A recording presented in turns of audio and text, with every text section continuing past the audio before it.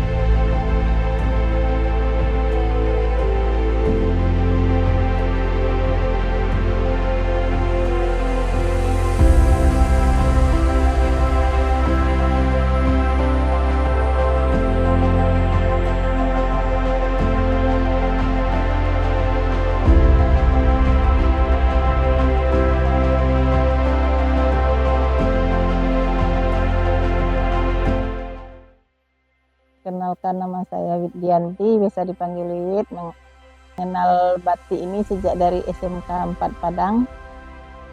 Pernah belajar sebentar dan tertarik terus melanjutkan pendidikan S1-nya di ISI Yogyakarta, jurusan Kriya, dengan minat utama Kriya Tekstil.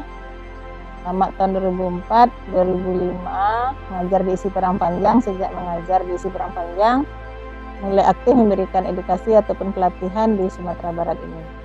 Di tahun 2007 dapat kesempatan lagi untuk menambah pendidikan ke ISI Yogyakarta, ngambil penciptaan Kriya Tekstil. Tamat 2009, balik lagi ke Perang Panjang. Di tanggal 2 Oktober 2009, dunia mengakui batik sebagai warisan budaya Indonesia. Dengan pengakuan dunia tersebut, sebagai staf pengajar, saya juga ada sebuah kegelisahan di dalam diri tentang kata batik yang beredar di Sumatera Barat ini. Karena banyak yang bilang dia sudah memakai batik, ternyata yang dipakai adalah kain bermotif batik. Karena hal tersebut, mungkin karena ada jiwa pendidiknya, jadi kita memberikan edukasi di masyarakat. Apa sih sebenarnya batik, dan batik yang mana yang diakui dunia sebagai warisan budaya Indonesia tersebut. Sejak itu kita tertarik memberikan edukasi di masyarakat. Sejak tahun 2010 hingga hari ini juga dipercaya ISI Padang Panjang mengajar Dharmasiswa. Di semester ini juga ada 4 Dharmasiswa yang datang. Itu mahasiswa yang belajar batik dari luar negeri, yang memang batik itu adalah mata kuliah pilihan wajib bagi mahasiswa asing yang belajar di ISI Padang Panjang. Nah, di tahun 2013 kita dirikan Canting Buana ini. Canting itu adalah alat batik, buana itu bumi, terus kreatif. Jadi awalnya target kita adalah edukasi. Jadi bagaimana orang bisa belajar membatik cukup dengan 4 jam dan paham apa itu batik. Jadi Canting Buana yang membumi harapannya. Di tahun 2017 dipercaya lagi oleh ISI Perang Panjang, diutus ke Manila untuk memberi pelatihan batik di 11 perguruan tinggi, 1 di KBRI dan 1 di kantor polisinya di sana. Jadi 15 hari di Manila memberi pelatihan batik. Dan alhamdulillah sejak 2010 hingga hari ini mahasiswa dari luar negeri tidak ada putus-putusnya untuk belajar batik ke ISI Perang Panjang. Atas dasar itu juga kita mendirikan Canting Buana ini. Tapi sampai sekarang kayaknya belum juga tercapai target, maksudnya memberikan edukasi di masyarakat, karena masih banyak juga yang latah dengan tanda kutip kata batik.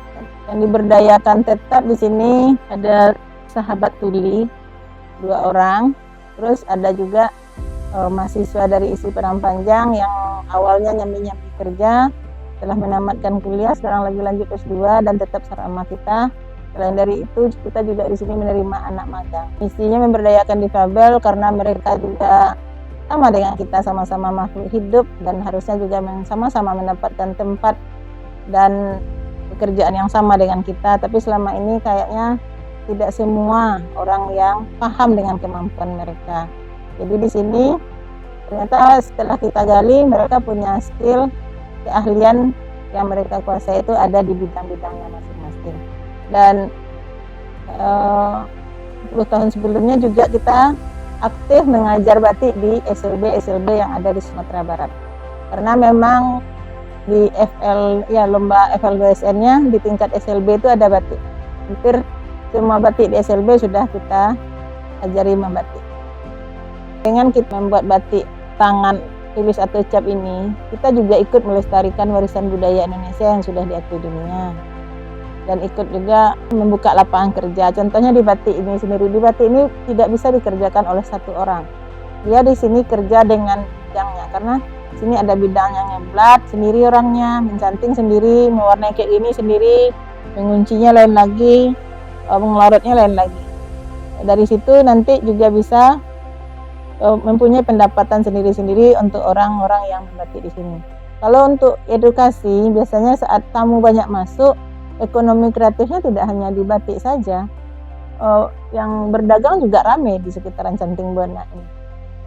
Dan kami juga di Canting Buana ini berprinsip proses produksi harus dilakukan di Canting Buana dengan pemikiran kami ingin perputaran ekonomi itu tetap berada di Padang Panjang.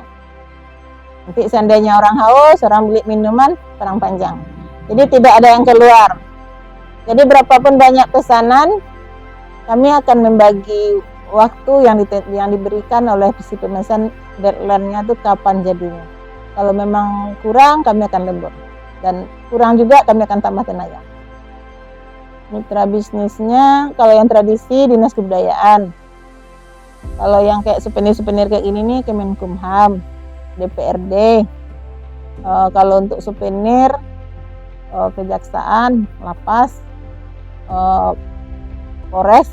Beberapa tahun ini kan Dinas Kebudayaan mesan souvenir di sini. Di tas anyaman atau deta itu ada label. Nah, contohnya dikasih 19 kabupaten kota deta.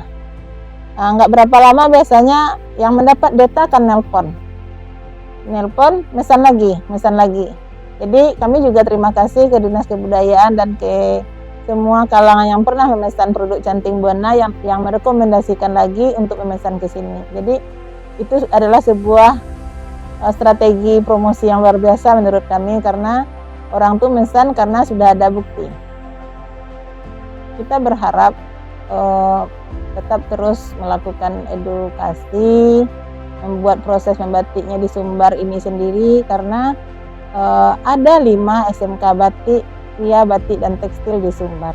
Kalau kita benar-benar berproses di Sumbar ini tentang bagaimana membuat batik ini, tentunya kita juga bisa membuka lapangan kerja dan mengatasi pengangguran. 5 SMK-nya, terus ada kayaknya juga perguruan tinggi yang memberikan yang ada mata kuliah batiknya. Unan sekarang juga aktif ada kegiatan batiknya di FIB. Isi Padang Panjang ada, saya aja semester ini 5 mata kuliah batiknya. Terus program Merdeka Belajar dari TK sampai perguruan tinggi itu ada ke batiknya. Itu sebenarnya adalah sebuah prospek bagi pelaku usaha batik di Sumatera Barat untuk menangkap peluang-peluang tersebut. Yang pasti ini sebenarnya sebuah proses keberlanjutan. Ini secara teknis di SD waktu itu sudah diperkenalkan kepada dunia drama, sosiodrama pada waktu itu.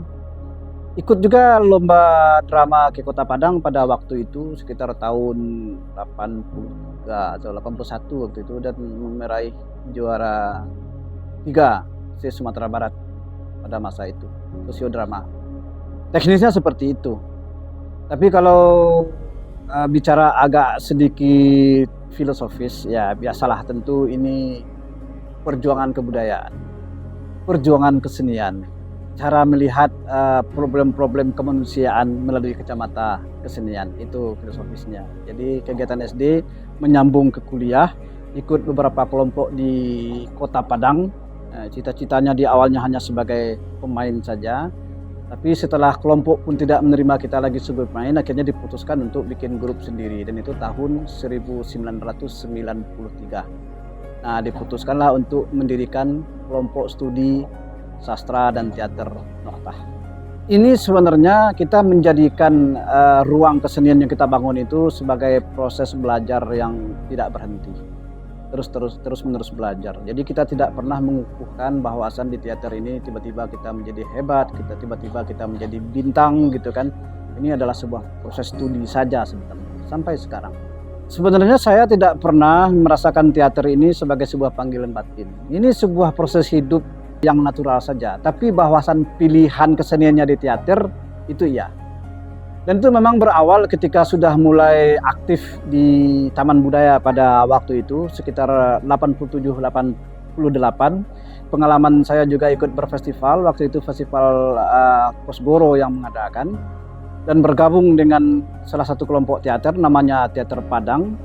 Nah, dan saat itulah mulai memutuskan bahwa teater menjadi pilihan kesenian pada waktu itu. Tapi bukan pilihan hidup ya, pilihan kesenian.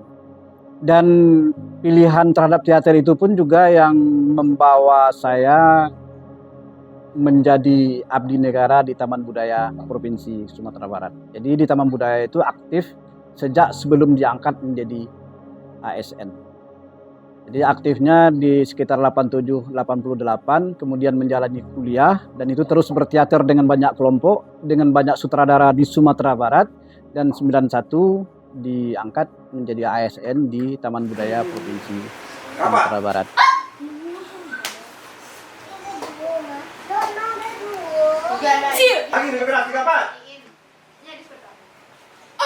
Ada proses linear sih sebenarnya. Yang pertama, Noktah itu asik dengan Arifin Senur. Itu ada 5 atau 6 naskah Arifin yang kami pentaskan. Dan pilihan terhadap Arifin itu bukan pilihan yang asal dipilih, tidak. Kita baca naskahnya, kita studi naskahnya, dan kebetulan saya juga tinggal di Purus, sebuah wilayah yang latar belakangnya mirip dengan kesulaman-kesulaman yang dibangun oleh Arifin Senur, dan itu makin menguatkan hati untuk memilih naskah itu sebagai sumber kreatif kita. Dan yang paling menarik atau paling membantu itu adalah bagaimanapun naskah Arifin itu sudah kuat. Jadi lemah pun penyutradaraan kita, tidak kuat pun mungkin artistik kita, karena naskahnya kuat, pertunjukan itu tetap akan menjadi kuat. Apalagi kalau artistiknya kuat dan penyutradaraannya juga kuat. Dan malah ada teman seniman senior yang nyelituk pada saat itu ketika dia nonton beberapa kali pertunjukan Noktah. Saya heran dengan Suhendri ini, katanya kan. Dia bukan orang Jawa dan dia juga tidak pernah merantau ke Jawa sama sekali. Tapi pertunjukannya aroma kultur Jawa itu seolah-olah melekat pada dirinya. Ada yang komentar seperti itu. Tanah Ombak ini hadir sebagai hibrid dari perjuangan kelompok studi sastra dan teater Noktah. Di sini kan dalam tanda petiknya kan sastra. Selama di Noktah sastranya kan tidak terlalu terbangun. Ya karena pada waktu itu di sana juga tidak ada sastrawan. Yang ada cuma pengkritik sastra, Ibu Zurmailis kan. Nah, kemudian di Noktah itu sendiri pun kita punya tradisi buku. Dan buku itu kita juga sudah memiliki beberapa yang sebenarnya butuh untuk studi bersama. Sebenarnya spirit buku itu kita lanjutkan menjadi Tanah Ombak. Awal-awalnya namanya masih kelompok studi sastra dan teater Noktah. Tapi ketika agak sedikit difokuskan kepada keliterasian yang mulai berkembang pada saat itu, bagi saya juga baru. Dan seorang teman mengusulkan ganti namanya menjadi Tanah Ombak, kepentingannya adalah untuk branding. Nah, waktu itu kepentingannya hanya untuk branding sebenarnya. Dan sebelumnya saya juga sudah pernah pentaskan naskah Ibu, Tanah Ibu. Nah, Tanah Ibu itu pun pikirannya sama dengan apa yang kita jadikan judul komunitas ini, Tanah Ombak. Dan kita tidak melihat teater itu dalam pemaknaan yang sempit. Teater itu hanya panggung. Teater itu hanya persoalan-persoalan, tidak, ini justru teater yang lebih luas gitu kan, teater yang lebih berdampak gitu kan, teater yang lebih menyentuh kepada generasi-generasi yang akan tumbuh gitu kan. Teater itu kita jadikan latihan teater itu rutin 2 kali seminggu. Di samping latihan teater, kita memang agak sedikit memberikan jebakan untuk mereka, membaca. Mereka harus membaca tiap hari, walaupun itu sulit mereka penuhi. Tapi setidaknya mereka sekarang sudah bisa bikin puisi, sudah bisa bikin cerita-cerita pendek.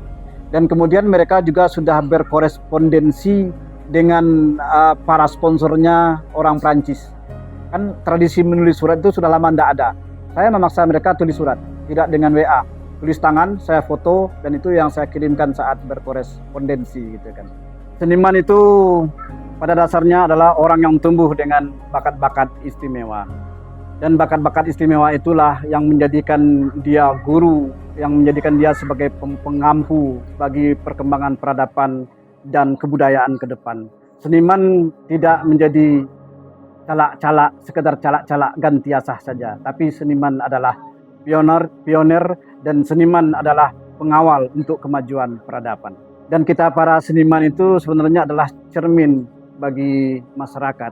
Dan ketika seniman mencermin bagi masyarakat, tentu dia harus memiliki spirit ke depan, dia harus membangun dan menciptakan generasi kesenian untuk dapat menjadi cermin di masa datang bagi masyarakat lainnya. Ya, Bapak mulai melukis sejak kecil, saya SD udah mulai suka melukis. Waktu SMP, Bapak mendengar Pak Ukidi, Ancak belajar juga Pak Ukidi, lukisannya Ancak. Kebetulan ada kakak, anak mama dia Pak, hanya sekolah di PCM Bukit Tinggi, SMA PCM. Ancak belajar juga Pak Ukidinya, lukisannya Ancak, lukisannya mahal itu saja. Itu Pak untuk pergi ke rumah Pak tu, Pak nak berani sudah tu. Apa ajak kawan Pak sama SMP. Kawan Pak tu naik bentuk Quran. Tu jadi cenyonya suka melukis lah sama Pak di SMP. Pak datangi Pak Ukidi tu kedua. Tu dia berbagi. Suruhnya datang belajar sekali seminggu. Bawa gambar. Belajar di sekolah, waktu di SMP itu ada guru lukis Pak Zubir namanya. Itu yang baca menggambar. Yang pertama sekali Pak gambar, Pak mau gambar anu ke sekolah. Kalau di SD gambar foto kan, foto. Itu di SMP itu mah gambar ulang ada jauh.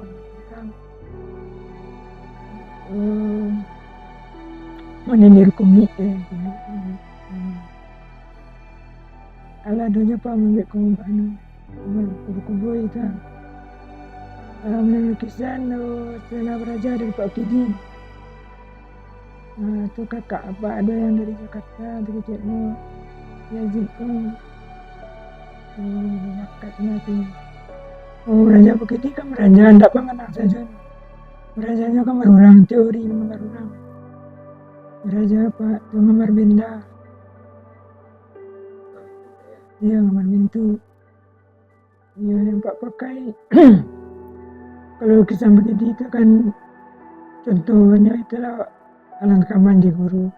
Jadi perhatian warna tu Pak alam. Jadi apa waktu pertama disuruh ambil sekian Pak gitu mencari alam tu kan. Terasanya indah alam tu kan. Rasa terhibur Pak mencari alam tu kan. Ada tu rasa rakit itu merakit ke Tuhan tu. Tapi apa berkembang gini kok apa fokus saya kan kalam tu. Jadi apa tu nyelang balik lukisan Pak Ukidi tu terasa apa beda dengan lukisan Pak Calik dan di orang pasar tu. Kena lukisan orang tukang gambar yang pasar. Jadi Pak ini supaya Pak Ukidi tu bisa serupa lama. Dan kalau sebentar lalu di sini mungkin sama, tapi kalau dia mati pasti ada bedanya. Kalau lukisan Pak Ukidi cepat kan apa kecilnya mirip lukisan Pak Ukidi. Tapi kalau orang mencari anak mana mati cara rakit betul, terasa bedanya. Tapi rakit anaknya Idan Wakidi itu Wakidi. Nya rapi benarnya, nya mencari napak nih melukis kan. Kalau apa kan nak mencari dia melukis. Apa jadi seorang saja. Jiwa bersawa yang mirip dia, tapi wak tidak bisa bebek serpu banan itu alam tidak bisa kan. Cuma mendekati bisa. Serpu itu meniru Wakidi pan tidak bisa meniru serpu Wakidi mendekati bisa tuh. Dia pak beraja aja Wakidi itu. Di Wakidi kan sudah nyampe gambar tua kayak lantik. Tapi dia sudah tiru ada yo macam bebek seperti itu sih. Pokoknya lukisannya kan luar biasa kan. Coba bebek seperti itu sih. Pak belum banyak lukisan mereka. Dia kenikmatan dan tuh. Kenikmatan dan objek nak objek tu kan. Kerja tak kesabaran kan. Kalau begini aku menikmatinya. Nya puas ketik saja kan. Tak perlu capek itu. Jadi apa dulu ikuti baca begitu teorinya melukis kan. Lambat tak capek kan tu.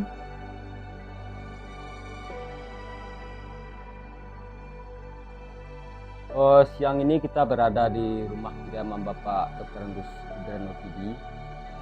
Beliau salah seorang staf pengajar di jurusan Seni Rupa Universitas Negeri Padang yang sekarang sudah purna bakti. Pak Idran merupakan putra dari pelukis naturalis terkenal Pak Wakidi. Beliau menyerap ilmu, mendapatkan pendidikan langsung dari ayah beliau, Pak Wakidi. Dan sebagai seorang pelanjut dari aliran naturalis atau dulu dikenal dengan Indimoy, beliau Pak Idran cukup aktif berkarya hingga sampai sekarang dengan kondisi beliau yang sudah tua. Sudah itu beliau tetap berkarya seperti yang kita lihat sekarang. Dan dari cerita anak-anak beliau ketika beliau misalnya ke Jakarta, yang menjadi obat beliau itu anak-anak harus beliau mau ke Jakarta apabila anak-anak menyiapkan kanvas dan cat untuk beliau. Dan luar biasa sekali orang tua kita ini tetap berkarya sampai sekarang, tetap dengan goresannya dan tetap mengabadikan pelajaran yang beliau terima dari almarhum Wakidi. Kalau kita lihat dari karya Bapak Idran, memang terlihat sangat menerapkan pelajaran apa yang beliau dapat dari orang tuanya. Dari sisi warna, dari komposisi juga.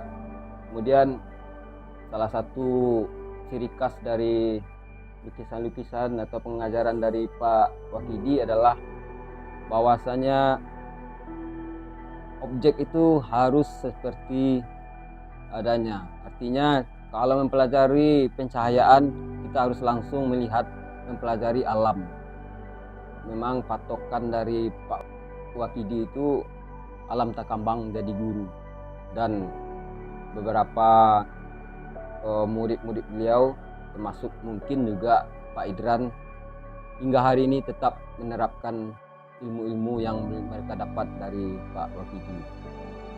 Awalnya ambo luntan tulis entah pemandang ambo lukis entah gambar orang. Awal-awalnya kan ambo suka menggambar rumah dulu. Menggambar perspektif itu paling suka. Jadi waktu ambo masuk ST dulu, kejadian cek orang kaya ambo aristek semua. Mantap anggo. Tibola kakaknya dari Medan, kecilnya sekolah agama lah masuk ke PGA le. Dah jadi arsitek. Sampai di PGA sampai tahun ujian negara masuk ke SMSR. Di situ awalnya tuh. Itu awalnya.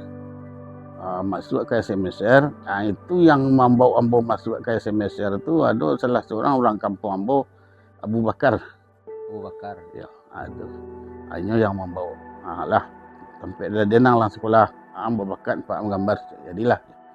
Ibu di sini tu baraja lamo di SMSR menggambar kok, melukis. Tapi yang paling suka gambar bentuk. Sudah tu melukis. Itu paling suka tu. Iya, iya. Awalnya ambo beraja jo gambar bentuk jo Pak Salahuddin. Pak Salahuddin. Ya. Pak Salahuddin tu kalau untuk jadi guru awak ajak dia beraja. Dia matang dia. Ambo beraja melukis di SMSR jo Pak Datuk Tembijo. Beraja gambar bentuk jo Pak Salahuddin. Iya. Itu. Di rumah ambo beraja jo Dawin ko. Iya. Itu. Jadi malam tu ambo jo Dawin ko beraja. Gambar bentuk tu. Hanya tunjukan ko caranya pencahayaan model ko. Itu. Kemudian masuk ke warna le. Jo Dawin. Di sekolah baru masuk cat air situ. Di cat air guitar masa itu orang cat. Iya, iya. Itu belajar lah cat air di sekolah, di rumah belajar juga. Itu Dek Dawin. Kini dia bawa lang ke guru den, cik. Ke Bukit Tinggi. Ya guru dah, Pak Wakidi, cik. Iya. Itu nyoba lambo ke Bukit Tinggi. Tapi ambo mencari Pak Wakidi melukis saja. Tapi yo takun mau menyimak takun mau yo. Simak ambana Pak Wakidi nyo anak saya. Mau sekolah cik. Semester Pak. Tinggal sama je siwin nang tinggal je yo Pak. Pakat aku gambar yo Pak tu kau cari Pak. Iya. Itu. Bukit Tinggi dekat ruangan dekat LP. LP ya. Ya. Malamu Ya malamu. Itu weh. Sudah dari muridnya dicari lah santi, apalagi gurunya. Iya. Tentu lebih recak lagi. Jadi awak kandak lagi Dawin kok dah. Tiap minggu dan bawa dan kemari dah mencari lukisan Pak Wakidi. Iya, iya. Ada yang mencari Pak Wakidi melukis. Jadi ambo beraja je Pak Wakidi itu aja beraja mencari. Bukan beraja langsung. Iya, iya. Itu diajarkan kok cara mewarna, kok cara memecah cat. Iya. Itu ndak ada jinyo. Pak, bayang Wakidi sebenarnya itu. Wakidi itu nyu ada deknya itu. Ada romantisnya itu. Nyu ndak orang Minang do asli tapi dia bisa membongkar romantis orang Minang. Itu kelebihannya. Iya, iya, iya. Jadi sore di daerah Minang tuh kampung Minang tuh sore-sore hanya tahu tuh. Dan karena awak orang Minang asli, awak tahu tapi tidak bisa mengungkapkan. Adanya lah bisa. Itu kelebihannya. Kemudian ambo kan pernah kuliah ke Jogja. Ambo beraja jo pelukis-pelukis nasional saat itu. Di antaranya Jo Wardoyo nang saya. Pernah beraja sama Jo Pak Hanapi kan. Sudah itu pernah beraja Jo Suwaji. Jadi datanglah orang Belanda kambo ke Siko. Kebetulan orang Belanda tu kawan je kakak orang rumah ambo. Ini orang budaya lo kira. Hanya lagi ambo buku 2 buah. Buku tentang lukisan Syekh Panggoh. Itu buku kadang balik tu. Lupa menemu bukunya. Itu baraja ambo situ warna, masalah warna. Membanding Raden Saleh, membandingnya Wakidi. Kenapa saya memilih kesenian, terutama tari? Sebenarnya dasarnya juga ada. Di samping pilihan ya, dasarnya juga ada. Bapak seorang penari, maestro tari juga yang diakui oleh Kemendikbud. Bapak juga seorang maestro tari tradisi. Sedangkan ibu penenun, benang emas. Jadi kayak delama itu, benang emas itu. Jadi darah seni dari kedua orang tua itulah barangkali yang membuat seorang Eri Mevri tidak salah melakukan pilihan. Sebenarnya bagi masyarakat umum itu sangat meragukan. Gak ada orang yang kaya gara-gara berkesenian. Gak ada orang yang hidup normal gara-gara berkesenian. Tapi seorang Eri Mevri menentang itu, menentang arus itu. Kelas 2 SMP saya udah memilih untuk jadi apa. Padahal waktu itu orang tua saya melakukan pilihan sendiri pula untuk saya. Sebenarnya Bapak menginginkan saya ke pertanian, ke Payakumbuh. Saya biayai kamu, saya belikan kamu motor, kalau kamu mau ke Payakumbuh. Saya nggak mau. Nah, bapak ini termasuk nakal juga karena saya nggak mau motor ini, Honda ini nggak jadi dibelikan. Nggak jadi nakal juga bapak. Nggak jadi dibelikan. Saya ke Padang Panjang, ke SMKI. Saya pilih SMKI. Waktu itu SMKI itu namanya Kokar. Saat saya masuk berubah nama SMKI menjadi 4 tahun, tidak 3 tahun. Padahal dia SLTA waktu itu. Saya tempuh itu. Kayaknya zaman dulu yang terbuka. Zaman sekarang kita tertutup, malah banyak yang mati kesenian tradisi kita. Jadi dulu sangat terbuka sekali. Mereka sangat menerima. Sekarang itu tidak terjadi.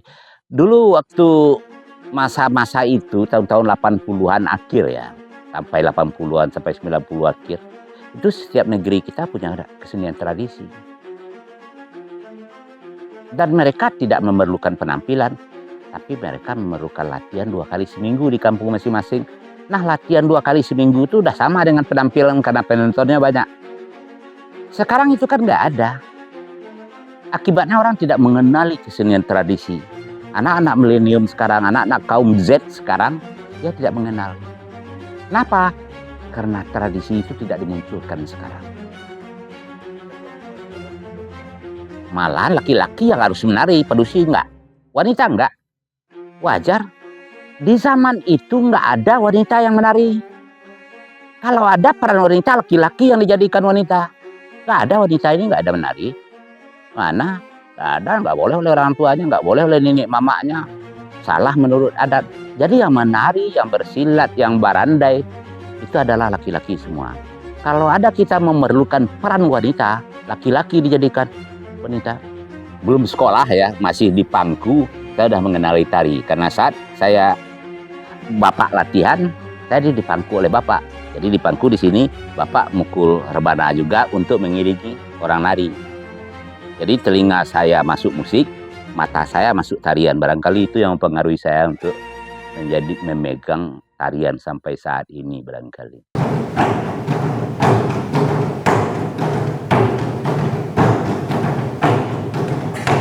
Sebenarnya di atas panggung selama SMKI saja.